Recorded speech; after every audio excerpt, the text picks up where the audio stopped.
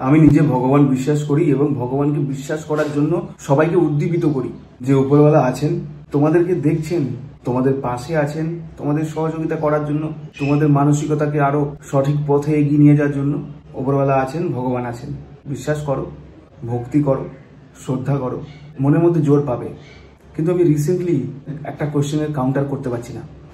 কিছু লোক আমাকে কমেন্টে বলছে, কিছু লোক দেখা হলে পাশাপাশি বলছে যে এই যে এতগুলো লোক মারা গেল এয়ার ইন্ডিয়ার ফ্লাইট দুর্ঘটনায়, ভগবান কোথায়? এদের কি দোষ ছিল? কি পাপ কি পুণ্য? ছোট ছোট বাচ্চাগুলো মারা গেল, ভগবান কোথায়? ভগবান সবার ভালো চান তো? এখানে কি হলো?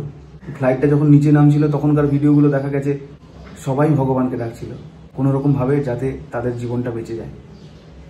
ভগবান কিছু করলো না, ভগবান কোথায়? এই প্রশ্নের উত্তর আমি এখনো পর্যন্ত দিতে পারছি না। তোমাদের কাছে রিকোয়েস্ট, যারা আস্তিক, যারা ভগবান মানো, যদি তোমরা এই ব্যাপারটাতে আমাকে একটু সাপোর্ট করতে পারো যে এই প্রশ্নের জবাবটা কি, কিভাবে তাদেরকে বোঝানো যায়, কিভাবে এই প্রশ্নের একটা সঠিক উত্তর দেওয়া যায়, প্লিজ একটু জানিও।